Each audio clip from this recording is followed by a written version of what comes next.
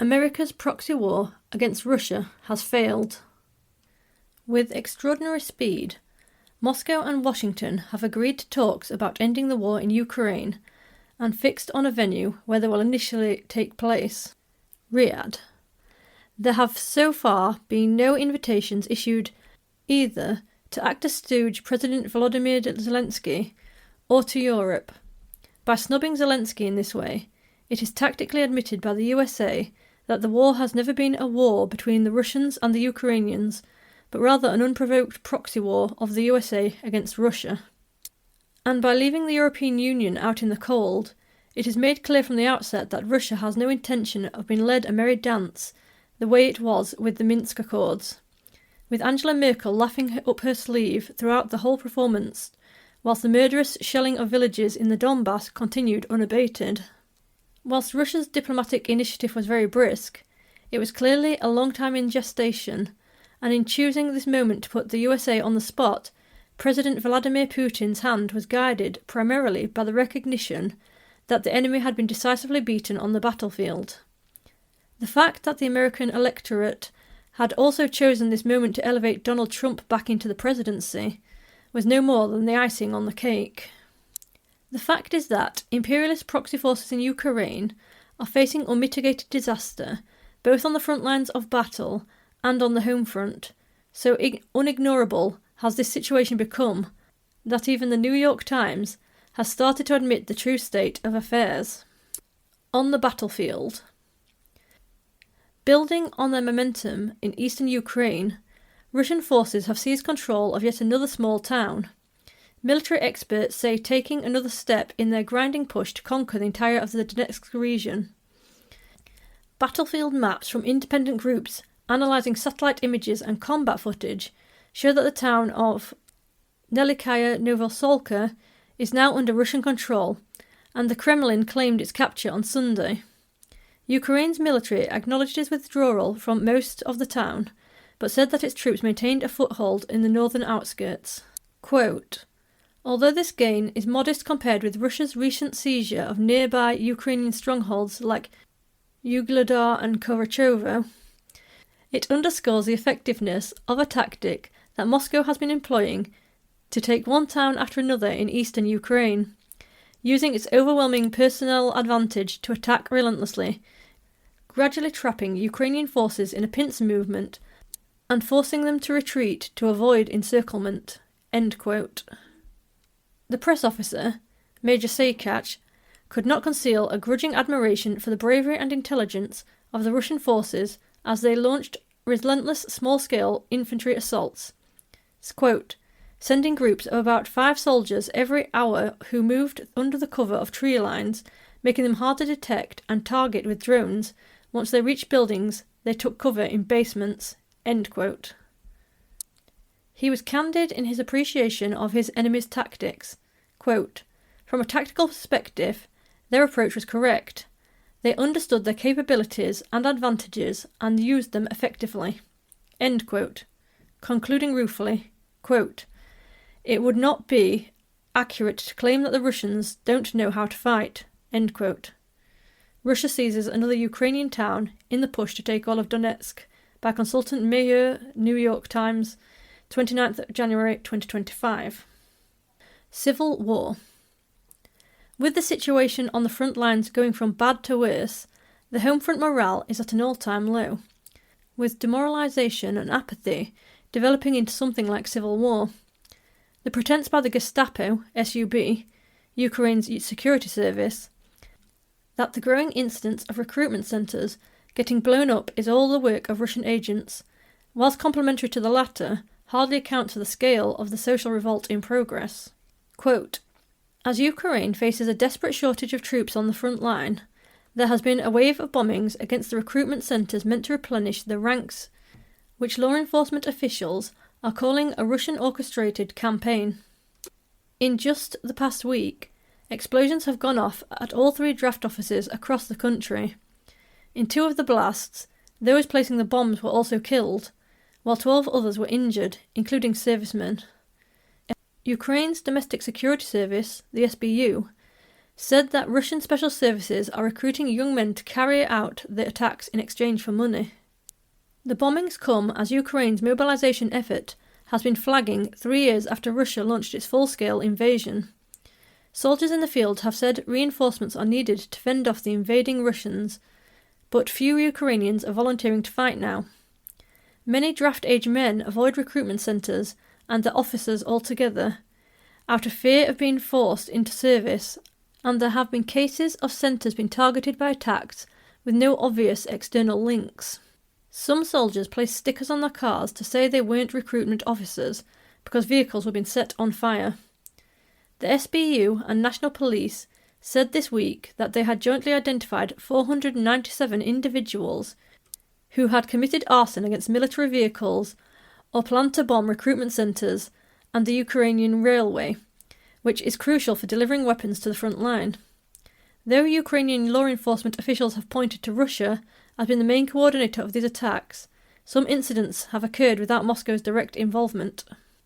On the 31st of January, a new conscript being transported into a training centre called an acquaintance to help him escape. According to law enforcement officials, when the bus stopped at the gas station, the acquaintance arrived and allegedly shot and killed a recruitment officer, whilst he and the conscript escaped. Ukrainian prosecutors have since charged both men. Mikhailo Drapachi, the commander of Ukraine's ground forces, condemned the draft officer's killing in a social media post, describing it as a red line that cannot be crossed. Calling for the perpetrators to swiftly be punished, he added that we have no right to silently observe the growing wave of contempt towards defenders of Ukraine. End quote. As Ukraine struggles to field soldiers, recruitment centres are attacked by Isabel Kershadan and Konstantin Kudov. Washington Post, 7th February 2025. Our emphasis. But the reality is that nothing can stop the wave of contempt aroused in Ukrainian citizens as they come to understand the full damage for which the Banderite forces have been responsible. Europe plunging deeper into crisis. Project Ukraine was intended to lighten the consequences of the overproduction crisis, but it has had the reverse effect. The humiliating defeat of the proxy war against Russia has brought to a head the crisis in world imperialist society, revealing at a stroke the deep divisions that are tearing it apart. The war, which began with the Western-backed Nazi coup in Ukraine in 2014, is now concluding with the complete victory of the Russian anti-fascist liberation forces, was intended to stave off the worst effects of the global crisis of overproduction.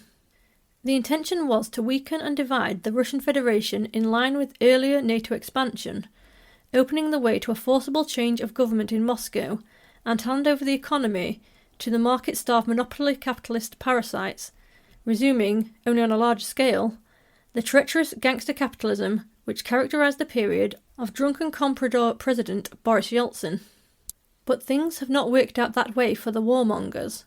Not only has imperialism failed to drive a wedge between the Russians and their president and crack open the Russian economy, thus denying monopoly capital the desperately needed temporary respite from the stifling consequences of its own crisis of overproduction, but the failure of the war has hastened the maturation of the very crisis from which the imperialists are seeking to escape. The war has speeded up the industrialisation of European nations, squandered their resources, emptied their armouries, destabilised their politics, driven their workers out of factories, and left the working class angry and rudderless. Meanwhile, US imperialism rubs the salt into the wound, castigating European leaders for not pouring even more weapons into the Ukrainian black hole, for not cranking their arms spending up to 5% of the budget, and for not pulling their weight in propping up NATO. In short, the war which was supposed to foster a spirit of unity in the collective West has served only to reveal the depth and breadth of the rancorous splits now opening up on all sides.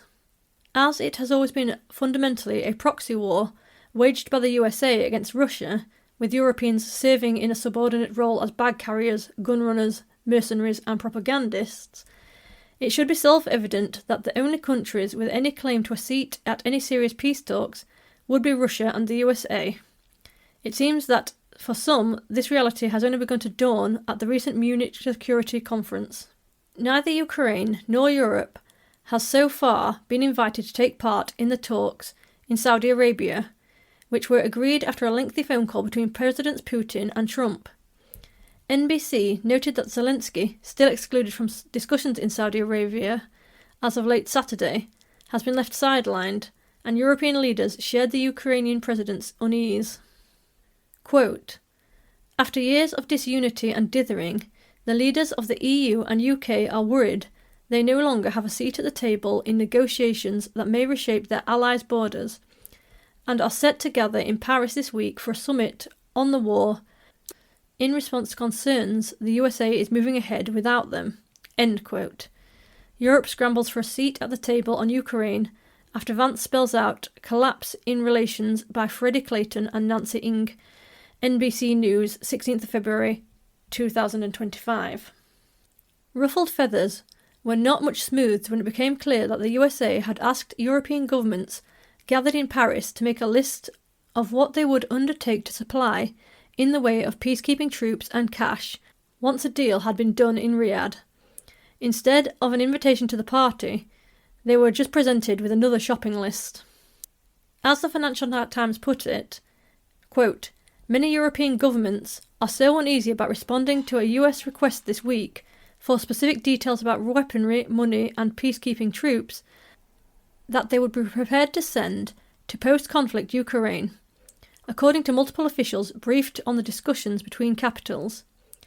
The general feeling is that this is a good exercise in terms of thinking about what each can offer, but that the response to the USA should be collective," said one of the officials. Another commented somewhat cravenly, "I hope that whatever comes out of Paris is something which is appealing to the Americans so we can have more skin in the game." End quote. Europe scrambles to respond as US and Russia prepare for Ukraine peace talks, by Henry Foy and Laura Pitel et al., Financial Times, 17th of February 2025. The four-man Russian negotiating team will be headed by the formidable Russian Foreign Minister Sergei Lavrov. Notable for his absence from the USA's team will be Keith Kellogg, the retired US general in his 80s, who had previously been given the unenviable task of trying to achieve a common approach within Europe. His new task, breaking it to Cinderella that she was not invited to the ball after all, was no more enviable. Quote, "Trump's special envoy for Ukraine, Keith Kellogg, said it was not realistic for Europe's leaders to be involved. It may be like chalk on a blackboard, it may grate a little bit, but I'm telling you something that is really quite honest." End quote. Starmer to join Macron-led European Crisis Summit on Trump's Ukraine plan by Patrick Wintour and Toby Helm. The Observer, 15th of February 2025. Kellogg's mission to keep the Europeans on side was doomed from the start. Keir Starmer may fool himself into believing that Britain, France and Norway could between them cobble together a coalition of the willing that is to further bankrupt their own national economies in an effort to grease the NATO war machine. But selling this tomfoolery to populations already hit by austerity, unemployment and poverty is another matter. Take, for example, the pushback in the Czech Republic against spending yet more money to prop up NATO. A Prague-led international effort to buy ammunition for Ukraine has come under threat by the opposition party of Andrej Babis, who is slated to make a political comeback in elections later this year. The populist ANO party, which is leading in opinion polls ahead of the October vote, has pledged to put the ammunition initiative on hold if it returns to power. Quote, "Czech President Petr Pavel, a former NATO commander, last year announced that his government was coordinating purchases of artillery shells on international markets to help replenish Ukraine's dwindling ammunition stockpiles and fight Russia's invasion. But Havlicek expressed doubt about the quality and price of shells.